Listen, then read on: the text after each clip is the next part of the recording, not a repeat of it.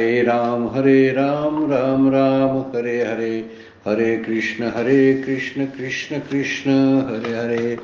ब्रह्मानंदं परमसुखदं केवलं ज्ञानमूर्तिं द्वन्द्वातीतं गगनसदृशं तत्त्वमशादिलक्ष्यम् एकं नित्यं विमलं अचलं सर्वधी साक्षिभूतं भावातीतं त्रिगुणरहितं सद्गुरुं तं नमामि। नमामि सद्गुरु शान्तं सच्चिदानन्दविग्रहं पूर्णब्रह्मपरानन्दैशम् आनन्दीवल्लभं सद्गुरु सच्चिदानन्दं केवलं करुणाकरं ज्ञानयोगीश्वरं वन्दे ज्ञानदेवा पुनः। अलंकापुरी पुण्यभूमि पवित्र तिथे नांदतो ज्ञानराजा सुपात्र तयाचविता महापुण्यराशी। नमस्कार माझा सद्गुरु ज्ञानेश्वराशी। सर्व संतांना वंदन, सद्गुरूंना वंदन, ज्ञानेश्वर माऊलींना वंदन, सर्व श्रोत्यांना वंदन करून शिवगड अध्यात्म चॅरिटेबल ट्रस्टच्या ज्ञानेश्वरीच्या नित्याच्या उपासनेला आपण प्रारंभ करतोय। कालच्या 8व्या श्लोकाचं निरूपण आपण 123 नंबरच्या ओळीपर्यंत केलं होतं। आज आपण 9वा श्लोक 9व्या अध्यायातील 9व्या श्लोकाचा थोडासा विचार भगवद्गीताचा टर्न करते। आणि भगवंत या सृष्टीची निर्मिती जे करतात ती आसक्तीरहित करतात, उदासीनपणानं करत असतात, तटस्थ प्रमाण पद्धतीने करत असतात। त्यामुळे भगवंताला कर्माचं बंधन जे लागत नाही त्याचं कारण ते आहे।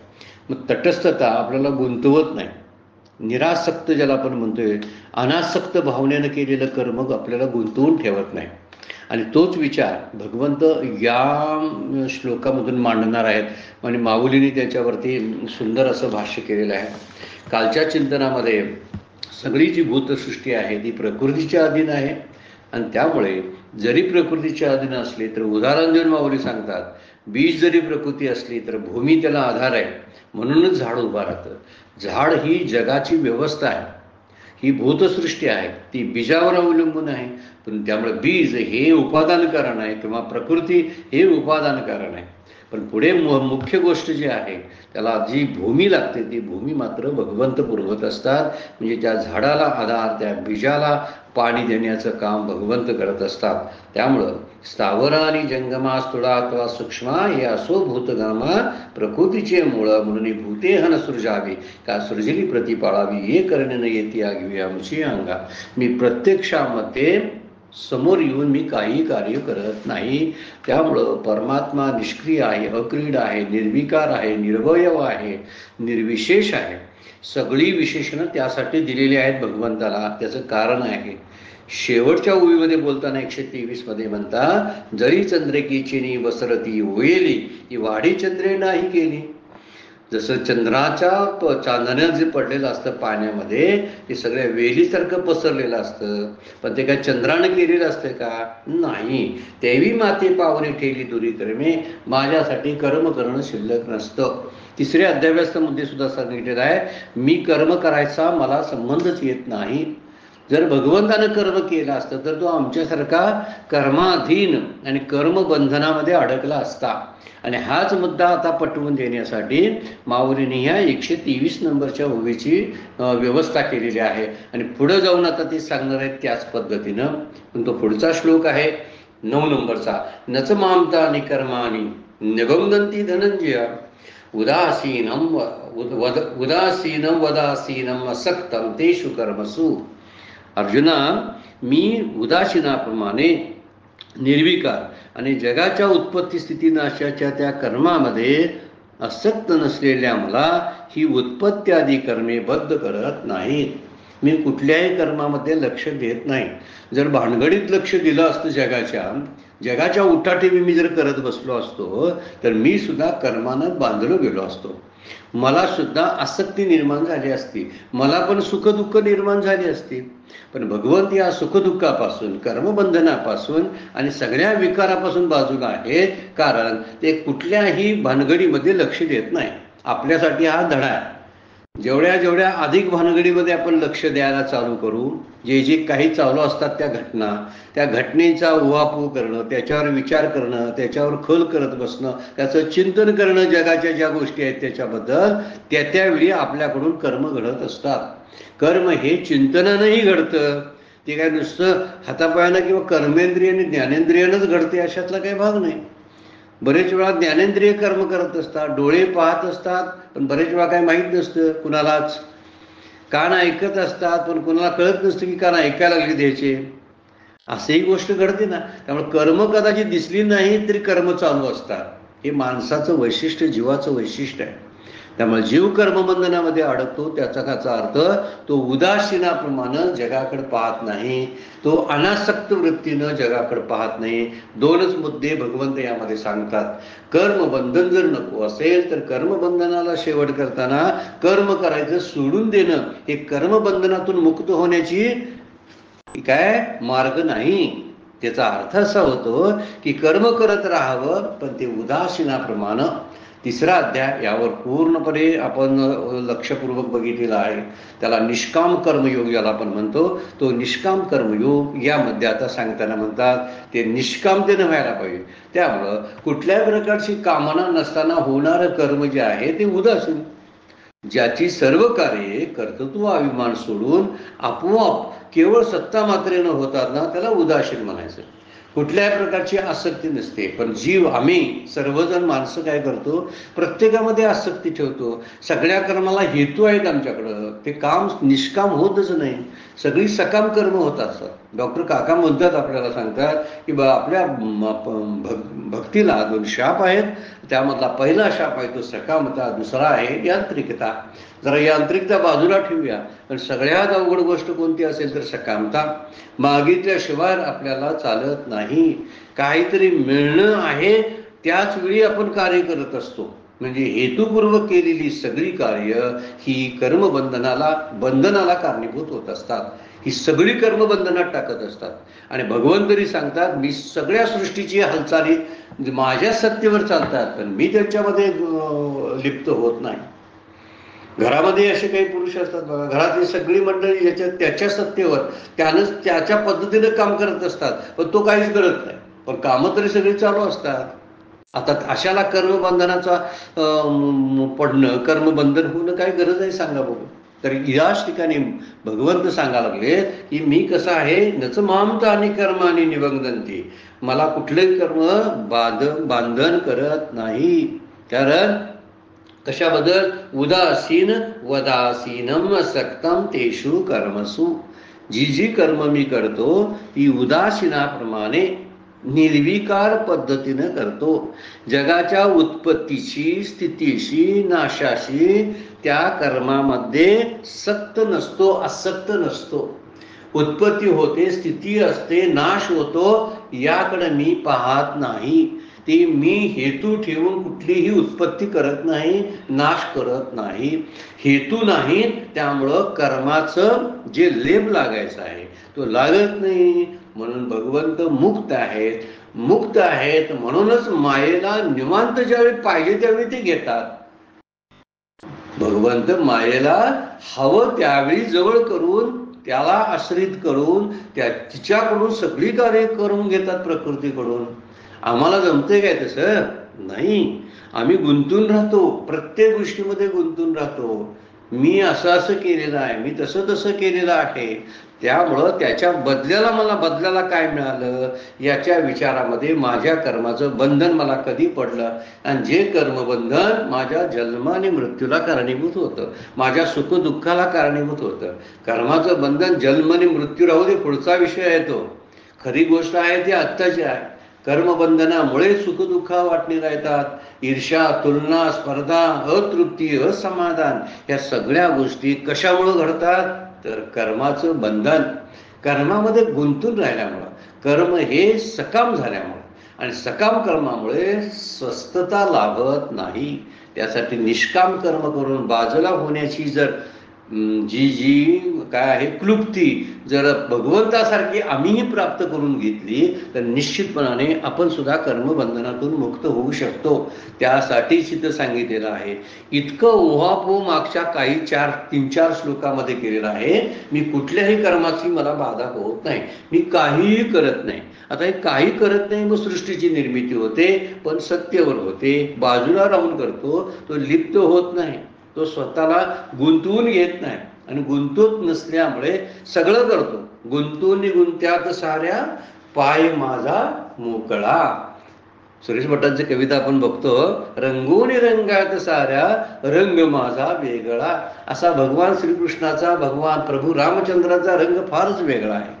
सगळं करून सुद्धा त्याने आपल्या अंगाला काही करू दिलं नाही, आपल्या अंगावरती येऊ दिलं नाही. काय भगवान श्रीकृष्णाच्या चरित्रामध्ये म्हणतात ना की मी जर अखंड ब्रह्मचारी असेल, मी कुठलंही पाप केलं नसेल, बघा 16,108 राण्यांचा पती असताना काय बोलतात भगवंत बघा, तर मी कुठलंही पाप केलं नसेल, मी अखंड ब्रह्मचारी असेल, तर त्या उत्तरेचा पुत्र जो आहे, त्या परीक्षितीचा जो उत्तरेचा गर्भ वाचवण्याचं काम त्यावेळी केलं.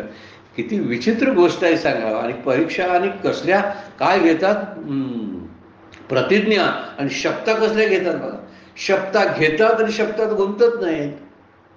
विचार करण्यासारखी बाब आहे.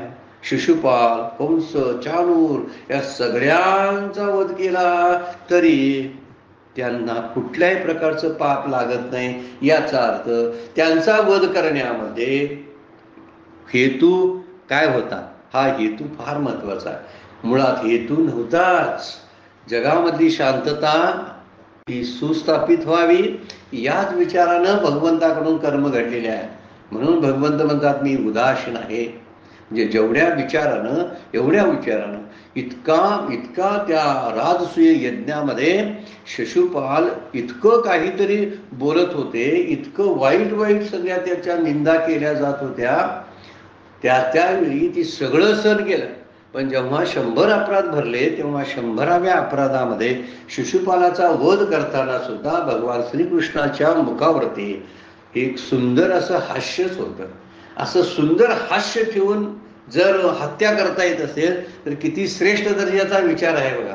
म्हणजे कुठल्याही प्रकारची हालचाल करत आतमध्ये कुठल्याही प्रकारची आंदोलन नसताना उदासीन राहणं किती अवघड आहे. भगवंत म्हणतात म्हणून मला कर्मबंधनाचा पेच पडत नाही, मी कर्मबंधनामध्ये अडकत नाही.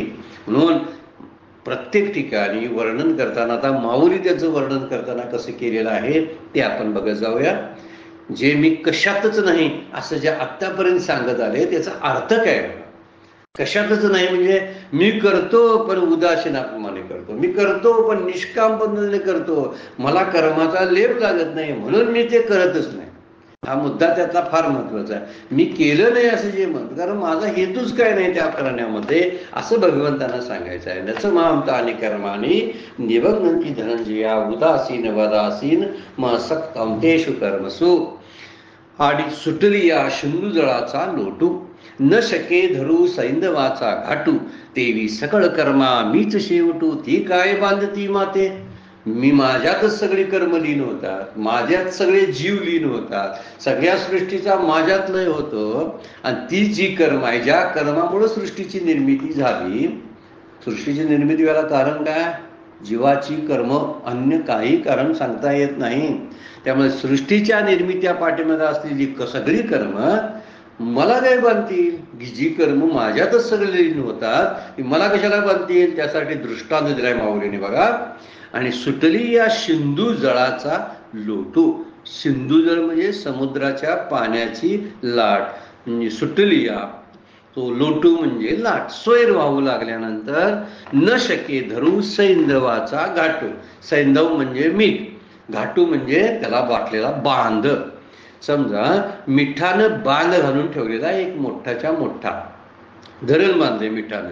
आता मिठाचा धरण छोटस जो कट्टा बांधलेला आहे किंवा बांध आहे, तो बांध ह्या समुद्राच्या लाटेला थोपविल काय, जसा थोपवणार नाही म्हणजे मीठच पाण्यात विरघळणार आहे. त्याप्रमाणे सर्व कर्माची समाप्ती माझ्यात जर आहे तर ती कर्म मला काय बद्ध करतील सांगा. म्हणजे त्यांच्यात हिंमत नाही. जसं त्या मिठाच्या बांधाला समुद्राच्या पाण्याची लाट थोपवण्याचं सामर्थ्य जसं नाही, तसं कर्मानं मला बांधण्याचं सामर्थ्य नाही. त्यामुळे मी कर्मबंधनामध्ये येत नाहीत. कारण समुद्राला जेव्हा पार भरती येते, त्या भरतीच्या पाणी मिठाचा बांध थोपवू शकत नाही.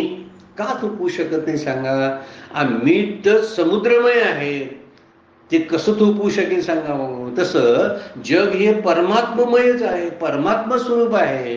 त्यामुळे जगाची कुठली बंधनं त्या भगवंताला लागू पडतील सांगा बघू? लागू पडणार नाही. सगळं जगच परमात्म स्वरूप आहे. त्यामुळं मीठ पाण्यात विरघळून जातं.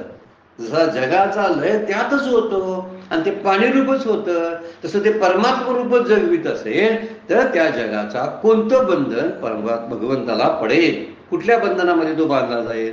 त्याप्रमाणे सर्व कर्माचा लय माझ्यात होत असला तरी ती सगळी कर्मे मला बद्ध करू शकत नाहीत. उदाहरणादाखल दिलेलं आहे. म्हणजे मीठ हे समुद्रापासून निर्माण झालेलं असतं, जग हे परमात्म्यापासून सृष्टी निर्माण झालेली असते.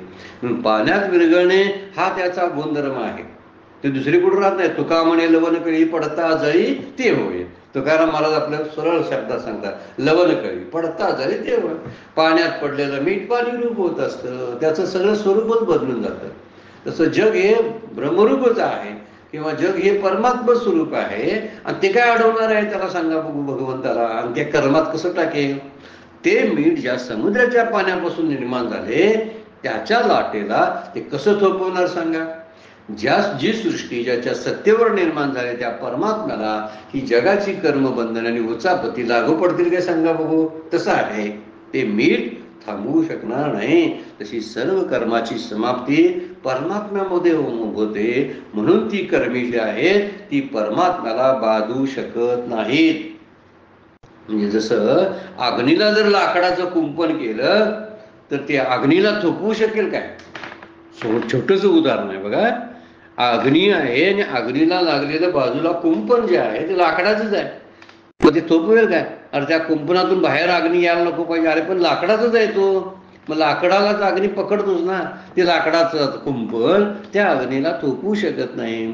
तसा परमात्मा हा ज्ञानाग्निरूप आहे, ज्ञानरूप आहे, सच्चिद आनंद रूप आहे. आणि ज्ञानाग्नी रूप असल्यामुळे तो सर्व कर्माला भस्म करून टाकतो. त्याचा विचार आपल्याला पुढे सांगितलेलंच आहे की त्याचं ज्ञानाग्नी सर्व कर्मा भस्मसात कुरुते अर्जुन असा श्लोकच आहे भगवंताचा. ज्ञानाग्नीमध्ये सगळी कर्म भस्म होऊन जातात. आणि परमात्मा हा ज्ञानरूप आहे. आणि परमात्मा ज्ञानरूप आहे म्हणजे मी पाणी समुद्र हे मीठरूपच आहे. मीठ हे समुद्रापासून तयार झालंय. ते त्याच्या विरोधात काय जाईल सांगा बघू? ते कसं त्याला बंधनात सोडेल? ते कसं त्याला बांधून ठेवेल? ते पाणी तो बांध, मिठाचा बांध समुद्राच्या पाण्याला अडवेल का? कसा अडवेल सांगा बघू? तसं हा ज्ञानरूप असलेला परमात्मा आहे. त्यामुळे सगळ्या कर्मांचा ऱ्हास आणि लय या ज्ञानामध्ये होत असतो. म्हणून परमात्म्याच्या ठिकाणी कर्मे संभवत नाहीत असा सिद्धांत निघतो. कारण तो निष्क्रिय आहे आणि व्यापक आहे. कशासारखा? आकाशासारखा आपण म्हणूया. त्याचं वर्णन करता नभासारखे रूप हो राघवाचे असं समर्थ त्यांचं वर्णन करतात. त्याचं आकाशासारखं स्वरूप आहे. तर आकाशा ठिकाणी कोणतंही कर्म नाही. आणि त्याप्रमाणे भगवंताच्या ठिकाणी कुठल्याही कर्माला जागाच होत नाही. त्यामुळे कर्मबंधन पडत नाही. त्यामुळे कार्यासाठी समजा कुठलंही काम करायचं असलं तर कामासाठी इच्छा लागते, कामासाठी प्रयत्न करावा लागतो. म्हणजे कर्मासाठी इच्छा आणि प्रयत्न या दोन गोष्टींची गरज आहे. पण परमात्मा कुठली इच्छा आहे सांगा? त्याला आप्तकाम म्हणतात. आप्तकाम म्हणजे ज्याला कुठलीच इच्छा होत नाही त्याला आप्तकाम म्हणायचे. ज्याची कुठल्या इच्छेचं स्फुरण होत नाही त्याला आप्तकाम म्हणतात. तर परमात्मा आप्तकाम आहे आणि प्रयत्न करत नाहीत तेव्हा काय? त्याला इंद्रियच नाहीत, अवयव नाहीत. मग हालचाल कुठली करणार सांगा? प्रयत्न करत नाही, त्यामुळे कर्मच घडत नाही. किती गंमतशीर गोष्ट आहे बघा. कर्म का घडत नाही? तो निरवय आहे, व्यापक आहे आकाशासारखा. आकाश कुठलं काही काम करते सांगा? आकाशाच्या सगळ्या सत्तेवरती सगळी कार्य होतात ना. तसं जगाच्या उत्पत्ती स्थिती लयाचं कर्म आणि कर्म करता तो ठरत नाही. म्हणून तो कुठल्याच कर्माने तो सकळ कर्मा मीची सेवितो ती काय बाधती माते, ती बांधती मला काय बांधून ठेवतात ती. अरे ज्याने कर्माचं उत्पत्ती केली म्हणजे जगाची उत्पत्ती केली, अरे जग ज्याच्या सत्तेवरती कर्म करायला प्रवृत्त झालं ती कर्म भगवंताला बांधून ठेवतील काय? तसा तो परमात्मा आप्तकाम आहे. त्यामध्ये त्याच्याकडे कुठली इच्छा नाही आणि त्याच्या केवळ सत्तेने हे सगळं जग आणि प्रकृती करते. म्हणून प्राणी जे असतात सगळे जीव आपण हे प्रकृतीवश असतात आणि त्यांच्या कर्मानुसार ते कार्य करत असतात. भगवंताला काय प्रारब्ध आहे काय? प्रारब्ध असेल तर कर्म करेल आणि कर्म केलं तर कर्म बंधनात सापडेल. बरं, कर्म करतोही म्हणतो तो. जगाच्या उत्पत्तीला सत्तास्फूर्तीच्या द्वारे मीच कारण आहे, म्हणजे निमित्त कारण मीच आहे, मी आहे. पण त्याला त्याची बाधा का होत नाही? तर तो उदासीन आहे, अनासक्त आहे. दोन मुद्दे श्लोकामध्ये वापरलेले आहेत. असं उदासीन साक्षीभावानं कर्म करता येते काय आपल्याला? हा विचार फार महत्वाचा आहे आपल्यासाठी सुद्धा. त्यामुळे प्रपंच करत असताना सुद्धा कुठल्याही प्रकारची इच्छा आणि त्यातून फायद्याचा विचार सोडून जर आपण कर्म करायला लागलो तर कुठलंच कर्म, भले ते पाप असो नाहीतर पुण्य असो, ते आपल्याला बाधत नाही. हा मुद्दा भगवंतांच्या उदाहरणावरून घेता येतो. सगळे प्राणी आपण मात्र काय करतो? प्रकृतीच्या अधीन आहे, मायेच्या अधीन आहे. आणि मायेच्या या सगळ्या आवरणाखाली आपली कार्य जी असतात ती आसक्तीनं, इच्छेनं, काम, क्रोधानं आणि द्वेषानं, मत्सरानं युक्त असतात.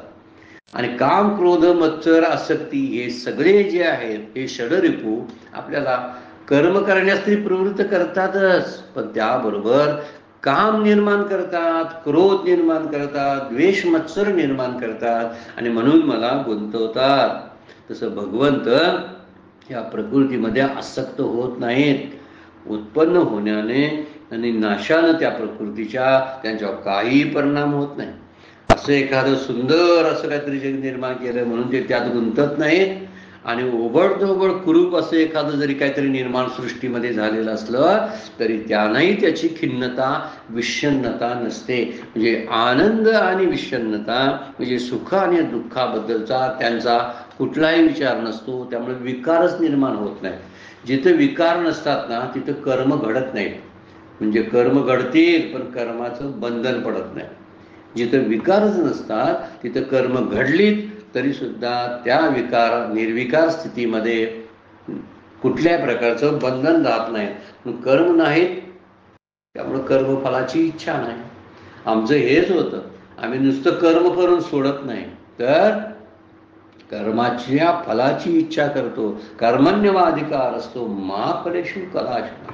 भगवंत वर्णन करताना म्हणतात तुला कर्म करायचा अधिकार आहे, फल इच्छेचा अधिकार नाही. फलाची इच्छा करू नकोस. फळाची इच्छा केल्यामुळंच कर्मबंधन लागू पडतं. आता आपण विचार करायला लागलो, मुलांना वाढवायचं, मोठं करायचं, मग त्यांच्याकडून सुखाची किंवा आणखीन कशाची अपेक्षा करायची की नाही? तर त्या ठिकाणी भले आपण तशी अपेक्षा जरी करत असलो तर त्या अपेक्षा पूर्ण होण्याचा हट्ट करायचा नाही. मात्र हा मुद्दा आपल्यासाठी लागू आहे बरं काय. जर मी जे एखादी गोष्ट केलेली आहे प्रयत्नानं आणि ती मला यशच मिळालं पाहिजे, मला अपयश मिळताच कामा नाही असा हट्ट नसावा. आणि असा हट्ट जर कमी झाला तर एखाद्या फुग्यातली हवा जशी काढून घेतली जाते तसे कर्माबद्दल जे बंधनाची हवा आहे हवाच निघून जाते. त्यामुळे तो दुःखी होत नाही ना, तो सुखी होत नाही ना.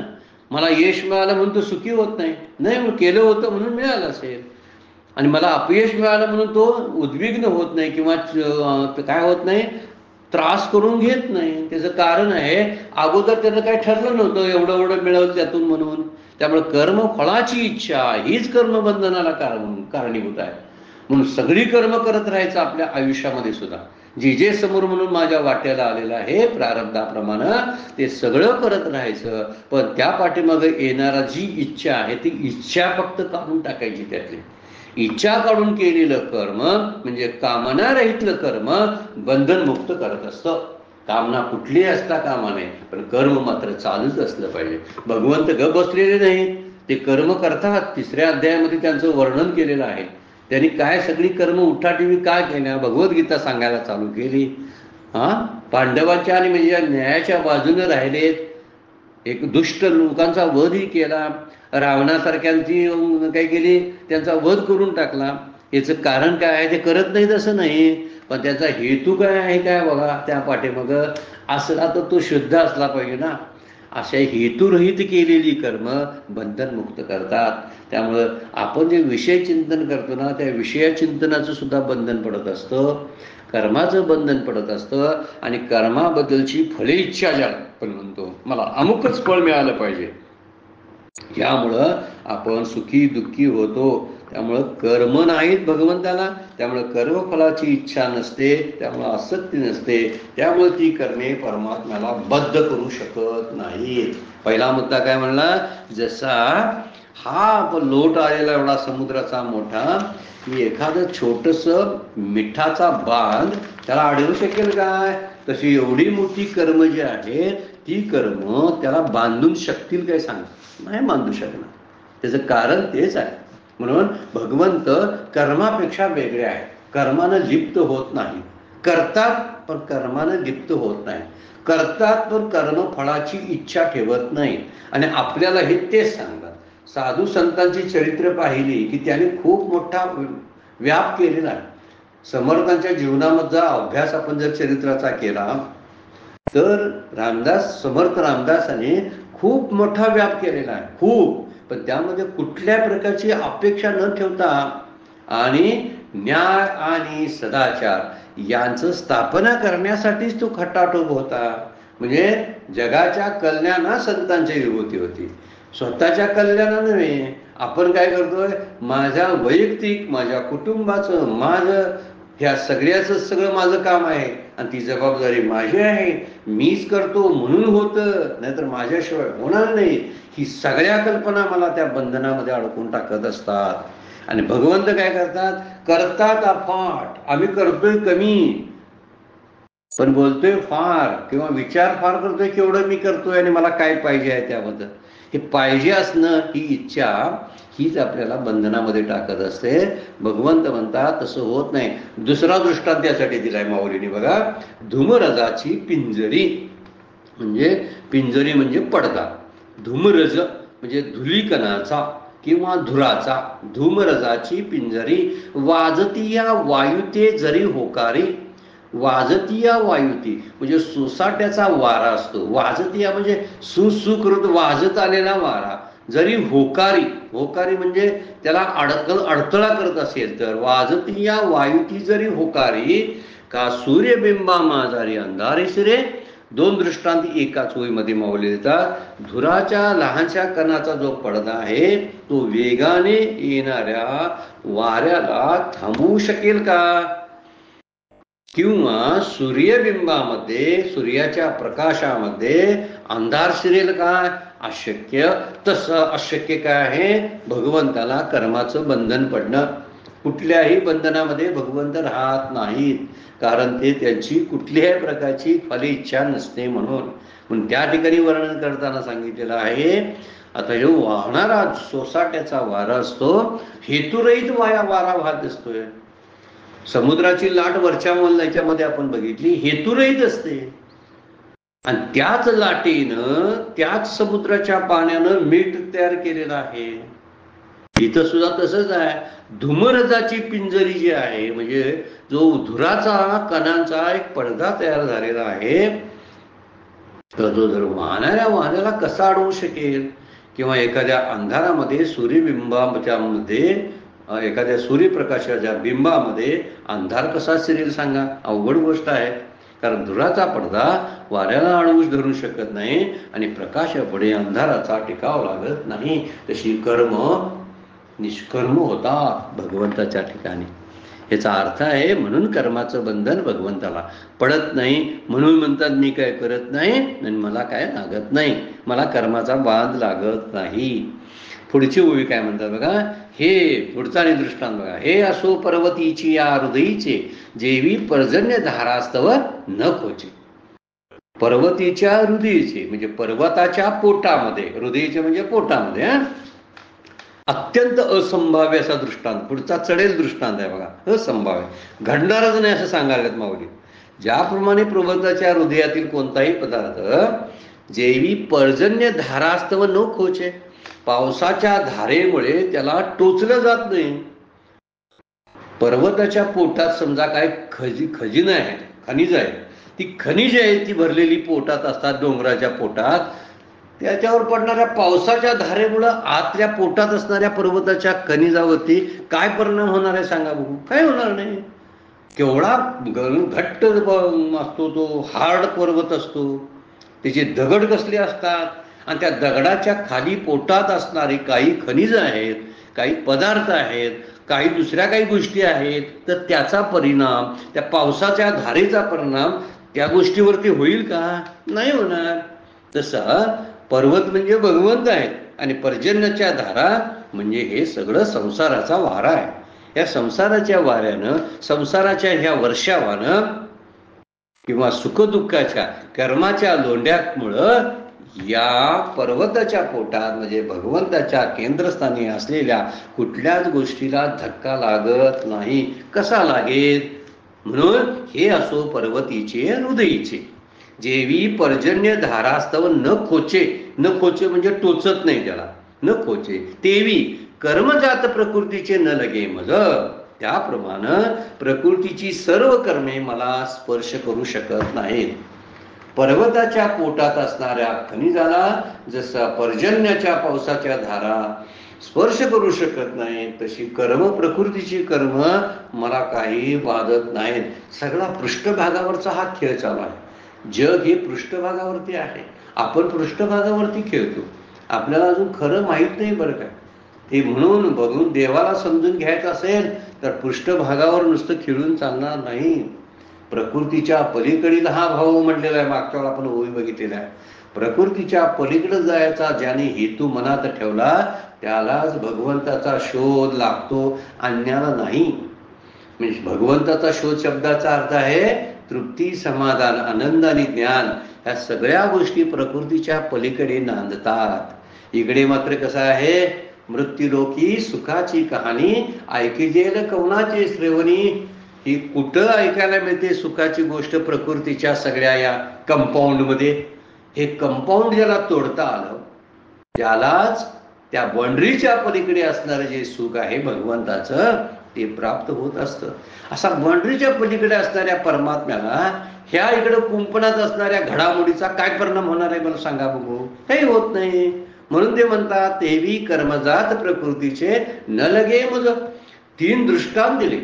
म्हणजे समुद्राची लाटेला मिठाचा बांध अडवू शकत नाही, किंवा धुराचा जी धूर तयार झालेला पडदा, धुराचा पडदा असतो, त्या धुराचा पडदा सोसाट्याच्या वाऱ्याला थोपवू शकत नाही. 3रा दृष्टांत सूर्यामध्ये अंधार शिरू शकत नाही. आणि 4था दृष्टांत पर्वताच्या पोटामध्ये पावसाच्या धारा खुपत नाहीत. 4 दृष्टांताच्या द्वारा तसा या सगळ्या प्रकृतीचं, प्रकृती कुणाकुणाला म्हटली सांगा? शेवटचा तलाईनं पण बघितली ओवी, त्यामध्ये पर्जन्याला प्रकृती म्हटलं, त्याच्या अगोदर अंधाराला प्रकृती म्हटलं, त्याच्या अगोदर ते धुमाची किंवा धुराचा पडदा आहे त्याला प्रकृती म्हटलं, आणि सुरुवातीला मिठाचा बांध आहे त्याला प्रकृती म्हटलं. आणि परमात्मा कशा कशाला म्हटलं तर समुद्राची लाट हा परमात्मा आहे, किंवा वाहणारा जोराचा वारा हा परमात्मा आहे, सूर्याचा प्रकाश हा परमात्मा आहे, आणि पर्वताचं हृदय हा परमात्मा आहे. अशा 4 दृष्टांतातून 4 वेगवेगळे संदेश आपल्याला माऊली सांगतात. एकापेक्षा एक चढा दृष्टांत अभ्यास करण्यासाठी पर्वणी आहे बरं काय. अभ्यास करणाऱ्या, चिंतन करणाऱ्या लोकांसाठी ज्ञानेश्वरीच्या ओव्या. त्यामुळे आपण जर चिंतन करायला लागलो तर बऱ्याचशा गोष्टी यातून उलगडायला लागतात की ज्याप्रमाणे पर्वताच्या अंतरंगातील खनिजास पावसाच्या धारा पोचत नाही, त्यामुळे मायेचं कोणतंच कार्य, त्या कार्याच्या कर्माची मला बाधा होत नाही. कितीही माया उलाढाली करू दे, केवढ्या उचापती करू दे, काही झालं तरी सगळं चालतं. हे सगळं परिघात चाललेलं आहे. माया आणि प्रकृती परिघात कार्य करते. परिघ म्हणजे बाहेरचा सगळा भाग, प्रकृती तिथं कार्य करते. केंद्र भागी याचा पत्ताच नसतो. केंद्र भागात त्याचा स्पर्शच होत नाही. केंद्र एकदम शांत असतं, एकदम शांत असतं. त्यामुळे माया बाहेर पृष्ठभागावर कार्य करते. समुद्राच्या लाटा उदाहरण घेऊया आपण, त्या पृष्ठभागावर त्या कार्य, पण खाली जो समुद्र असतो ना तळाशी, तो अत्यंत शांत असतो, अत्यंत शांत असतो. पण तिथून स्फुरण होतं. त्या अत्यंत शांत असलेल्या समुद्राच्या तळातून स्फुरण होतं, आणि ते स्फुरण करणारे परमात्मा आहे. त्या स्फुरणातूनच समोर वर दिसणाऱ्या लाटा दिसत असतात. आता त्या लाटा त्या समुद्राच्या तळापाशी जाऊन त्या भगवंताचा अंदाज घेऊ शकतील काय? तसा काम क्रोधानी विकाराने बरबटलेला जीव हा भगवंतापर्यंत पोचू शकेल का? पृष्ठभागावरच राहतो आणि पृष्ठभागावरच मरतो. पृष्ठभागावर जन्माला येतो आणि त्याची इतिकर्मिता जी आहे ते पृष्ठभागावरच संपून जाते. त्याला वाटतं मी या एकाच बाउंड्रीमध्ये माझा जन्म आहे. एखाद्या बेडकाला वाटावं ना, तो बेडूक तिथंच राहतो एखाद्या विहिरीमध्ये, तलावामध्ये, आणि त्याला वाटतं हेच माझं जग आहे. इतका मोठा पाण्याचा साठा दुसरीकडे कुठेही नाही, कारण त्यानं कधी समुद्र पाहिलेला नसतो. म्हणून त्यानं जर समुद्र पाहिला असता तर त्याला ती विहीर छोटी दिसली असते. तसा मी भगवंताचा थोडा जरी अंदाज जर मला आला तर ही प्रकृती आणि माया माझ्यापुढे छोटी दिसते. माझा प्रपंच कसपटासारखा होतो. नात्यांना काही किंमतच राहत नाही जर त्या मोठ्याला गवसणी घातली तर. म्हणून विचार इथं सांगितलेला आहे बघा. सगळ्या पर्यायात घडणाऱ्या घटना आहेत, पृष्ठभागावर घडणाऱ्या घटना आहेत. तळाशी त्याचा काय नाही. वर असणाऱ्या लाटा ज्या आहेत, वादळं आहेत, जलचर प्राणी आहेत, याची खबर समुद्राच्या तळाशी जातच नाही. समुद्राचा तळ म्हणजे परमात्मा, तिथंपर्यंत पोहोचूच शकत नाही. परीघ म्हणजे ही प्रकृती आणि त्याच्यातला आत असलेला केंद्र बिंदू म्हणजे परमात्मा आहे, तिथंपर्यंत जात नाही. माया सावली रूपातच राहते. तर सावलीत होणारे बदल, विकार त्या पुरुषावर काय परिणाम करू शकणार सांगा बघू. नुसती सावलीच आहे ती. माया माझी छाया आहे म्हटलेला. माया ही माझी छाया. आता ही कायेची छाया पडलेली आहे. आता त्या पुरुषाची छाया त्या पुरुषावर काय परिणाम करू शकेल सांगा. त्या छायेवर एखादी विष्ठा पडली तर ती त्या पुरुषाला लागू पडणार आहे का सांगा बघू. पुरुषाला घाण घाण म्हणायची काय गरज आहे का सांगा. पुरुषाला त्याबद्दल काय त्याला वाईट वाटणं गरजेचं आहे का सांगा बघू. नाही. त्याच सावलीला कोणीतरी काठीनं बडवलं तर त्या पुरुषावर काय परिणाम होणार आहे सांगा. तशी कुठलीच कर्म भगवंताला बाधत नाहीत, बंधन करू शकत नाही. मूळ मुद्दा तो आहे निबंधंती धनंजया. कुठला शब्द? नचमामता निकर्माने निबंधंती धनंजया. मला कुठल्याही कर्माचं बंधन पडत नाही. त्याचं कारण आहे जसं सावलीवर काही जरी झालं, सावलीत बदल झाला, सावली मोठी झाली, होय ना. जसा सूर्य खाली जाईल तशी सावली मोठी व्हायला लागते, छोटी व्हायला लागते, कधी पायात येते. पण त्याचा परिणाम त्या सावली धारकाच्या पुरुषावर काय असतो. समजा त्या सावलीत काही विकार निर्माण झाले, सावलीवर कोणतरी दगड मारला तरी काय होत नाही, त्या पुरुषावर ती परिणाम करू शकत नाही. त्यामुळे समुद्राच्या लाटेत पाणी असतं तरी लाटा खोल असलेल्या समुद्राच्या तळाशी जाऊन काही करू शकत नाही. आम्हाला देवाचा शोध लागत नाही, अंदाज पण येत नाही. याचा अर्थ आमचा प्रवास अजून केवढा आहे आपल्या लक्षात येईल. साधक म्हणून आपण जरा साधक म्हणून बघूया की भगवंत आहेत कुठं नेमके आणि आम्ही राहतोय कुठं, हा मुद्दा आहे. माझं राहण्याचं लोकेशन आणि भगवंताचं लोकेशन कुठं आहे. माझं प्रकृती हा पत्ता आहे आणि भगवंताचा पत्ता जो आहे ते परमात्मा स्वरूप जे राहतं ते वेगळ्या ठिकाणी आहे. मी त्याचं लोकेशन शोधलं पाहिजे ना. आता बऱ्याच वेळा लोकेशन पाठवून सुद्धा आपल्याला त्याचा अंदाज येणं झाला. हृदयामध्ये राम असता सर्व सुखाचा आराम. किंवा की म्हणतात की मी म्हणणारे जे आहे एरवी सर्वांच्या हृदय देशी, मी अमुका आहे ऐशी, जी बुद्धी स्फुरे अहर्निशी ती वस्तू गामी. सांगितलं, पत्ते सांगून टाकलेले आहेत, लोकेशन सांगून टाकलेले आहेत कुठं आहेत ते. पण मी प्रकृतीशी खेळत बसतो, मायेशी लढत बसतो आणि म्हणून मला आत खोलवर असणाऱ्या परमात्म्याचा पत्ता लागत नाही. तो भाग वेगळा. आत्ता विचार केलाय. परमात्मा म्हणतात, भगवंत म्हणतात मला कर्माचं बंधन पडत नाही, कारण ही सगळी प्रकृती माझ्यापासून फार वेगळी आहे, भिन्न आहे. अगोदर काय म्हणले होते, प्रकृतीने माझी अभिन्नता आहे. सगळ्या गोष्टी शिकायला लागणार बरं काय आपल्याला या वेदांत शास्त्राचे, आणि त्याच्यासाठी तेच तर्क लढवत आपल्याला बसावं लागतं. त्यामुळं पावसाच्या धारा ज्या आहेत त्या पर्वताच्या पृष्ठभागावर त्यातील आकातील भागाला स्पर्श सुद्धा करू शकत नाही. तसा कर्माचा स्पर्श भगवंताला होत नाही. सगळी कर्म करून सुद्धा तो नामानिराळा राहतो. एरवी ये प्रकृती विकारी एक मीची असे अवतारी, परी उदासीनाची या परी करी ना करवी. मी कसा आहे प्रकृतीचा एय प्रकृती विकारी, प्रकृतीपासून झालेल्या कार्यामध्ये मीच एक व्याप्त आहे. काय उलटं सुलटं बोलतात बघा. त्यामुळं आपल्याला जे अवघड वाटते ना समजायला, त्याचं कारण हे आहे. जरा शांतपणे अभ्यास केला की हेही समजतं आपल्याला. प्रकृतीचे सगळे जे विकारवंत गोष्टी झाल्या, त्या कार्य जे आहेत, त्या कार्यामध्ये मी आहे, व्याप्त आहे, सगळ्यामध्ये आहे. तो माझा जीव हा माझाच अंश आहे म्हणतात. चराचरामध्ये भगवंताचा वास आहे. आता आहे ना, तर सगळ्या प्रकृतीच्या कार्यामध्ये मीच एक व्याप्त आहे. प्रकृती एक मीच असे अवधारी. अवधारी म्हणजे ऐक. परंतु परी उदासीनाची आपरी, पण उदासीनाप्रमाणे मी करी ना करवी. मी करतही नाही, मी काही करत नाही आणि कोणाकडून काही करवत सुद्धा नाही. ज्यांचं त्यांचं त्यांच्या त्यांच्या बरोबर. 127 नंबरची ओवी आपण बघायला. परमात्मा किती उदासीन आहे. जो श्लोकामध्ये उदासीन शब्द वापरलाय ना, त्याच्यावरची ही ओवी आहे. परमात्मा प्रकृतीच्या कार्यामध्ये जरी व्याप्त असला तरी उदासीनाप्रमाणे असतो. काही करवत नाही, काही करत नाही आणि काही करवत नाही. मग आपण म्हणतोय भगवंत करता आहे. तो करता हा वेगळ्या दृष्टीनं. आता त्याच्या सत्तेवर सगळं चालतंय म्हणून तो करता पण आहे. पण तो त्या कर्मामध्ये लिप्त नसतो ना. कर्म प्रकृती करते, त्यामुळे तो कर्माचं बंधन त्याला पडत नाही. वास्तविक हे सतत परिवर्तनशील असणारं, त्या विकारशील असणाऱ्या प्रकृतीला माझाच आधार आहे. प्रकृती विकारशील आहे. आता ते प्रकृतीचे विकार मात्र माझे नाहीत. कारण प्रकृतीत विकार असल्याशिवाय प्रकृती टिकतच नाही. बांगड्या करायच्या आहेत आणि डिझाईन करायचं आहे ना, तर त्या ठिकाणी सोन्यामध्ये थोडंसं काहीतरी हिणकच घालावंच लागतं ना. तसं आहे ते प्रकृतीमध्ये.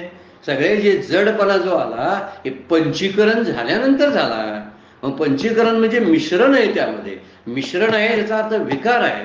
विकार आहे याचा अर्थ नाश आहे. त्याला या सगळ्या गोष्टीचा आहे. मग भगवंताचाही नाश झाला असता तर भगवंत प्रकृतीशी एकरूप झाले असते, तर प्रकृतीबरोबर त्यांचाही नाश झाला असता कल्पांताच्या वेळी.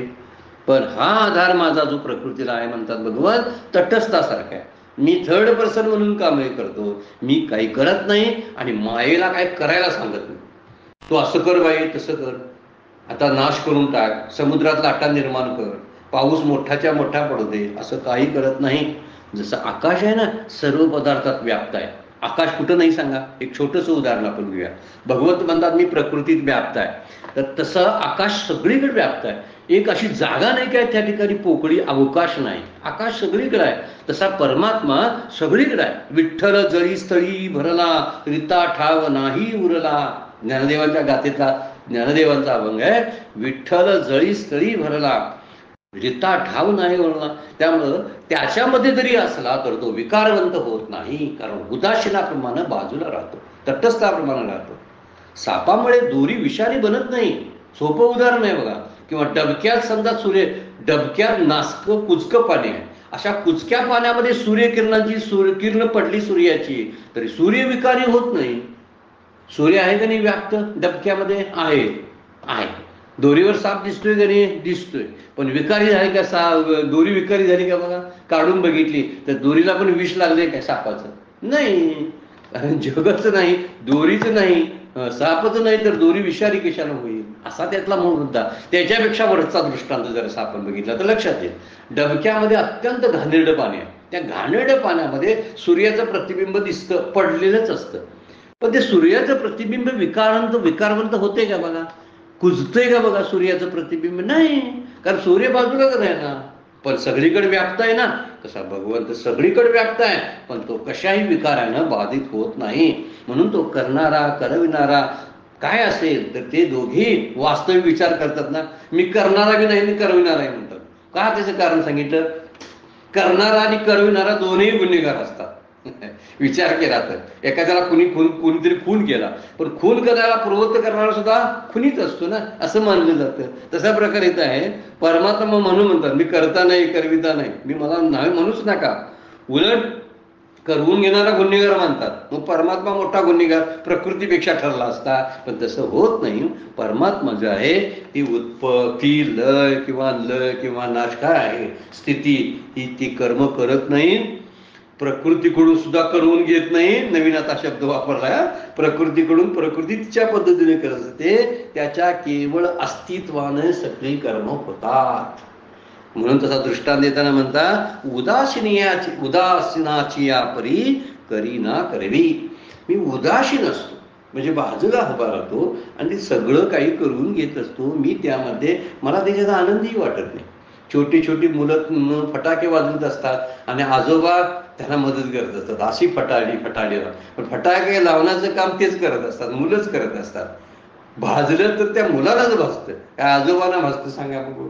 आजोबा लांब आहे पण ते फटाके आणून दिले कुणी, फटाके लावायला सांगितले कुणी, कसे लावायची पद्धत कुणी शिकवली, आजोबाने शिकवली ना. तसा प्रकार आहे हा. परमात्मा सगळं आहे, करून घेतो म्हणण्यापेक्षा ते आहे ते करणारच आहे. आता त्यामध्ये फटाक्याचा जो आनंद आहे तो काय आनंद काय वाटत नाही, काहीच वाटत नाही त्याला.